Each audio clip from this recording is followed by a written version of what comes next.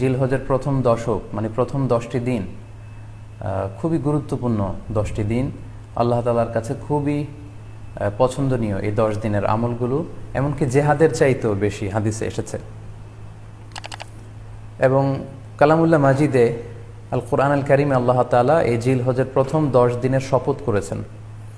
এই 10 দিনের এবাদত আল্লাহ তাআলার কাছে এত বেশি পছন্দনীয় হওয়ার কারণ হচ্ছে এই 10 দিনে আল্লাহ তাআলা উম্মাহাতুল ইবাদাত অর্থাৎ যত মৌলিক ইবাদত আছে সবগুলো মৌলিক ইবাদতের একটা সমন্বয় করেছেন জিলহজ মাসের এই প্রথম 10 দিনে, যেটা বছরের অন্য কোনো সময় কিন্তু পাওয়া যায় না।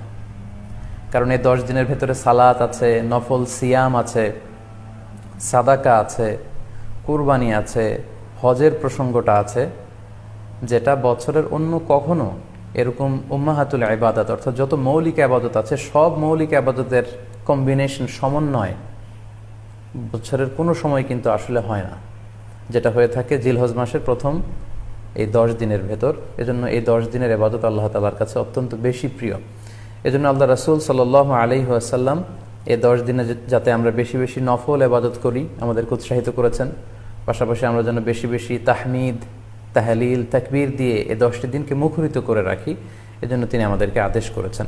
এজন্য এই 10টি দিনে আমরা যেন বেশি বেশি সুবহানাল্লাহ ওয়ালহামদুলিল্লাহ লা ইলাহা ইল্লাল্লাহু আল্লাহু আকবার এই আজকারগুলো যেন আমরা বেশি বেশি পড়ি।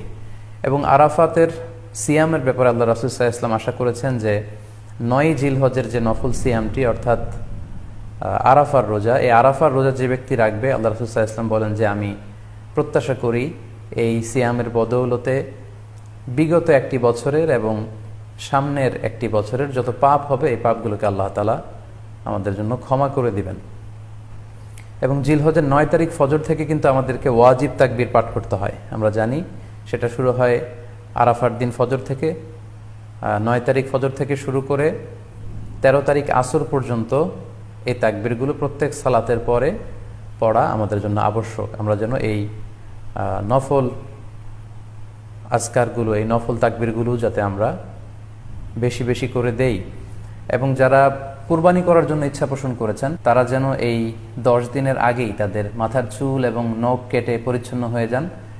এবং জিলহজের এই 10 দিনে তারা যাতে মাথার চুল না কাটে এবং হাতের নখ না কাটে, এই মর্মে আল্লাহ রাসূল সাল্লাল্লাহু আলাইহি ওয়াসাল্লাম আমাদেরকে গাইডলাইন দিয়েছেন। সব মিলে আল্লাহ তাআলার কাছে এই 10টি দিনের ইবাদত খুবই প্রিয়। এমনকি হাদিসে এসেছে, যেটা আমরা বললাম যে জেহাদের চাইতেও বেশি প্রিয়। এজন্য এই সুবর্ণ সুযোগটুকুন যেন আমরা কখনোই মিস না করি।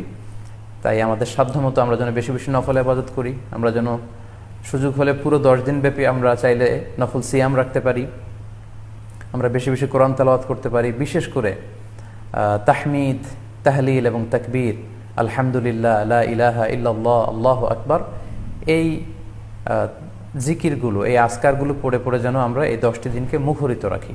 আল্লাহ তাআলা জিলহজ মাসের যে মাহাত্ম্য এবং বারাকা তিনি আমাদের জন্য দিয়েছেন, এগুলো যেন আমরা বেশি বেশি হাসিল করতে পারি।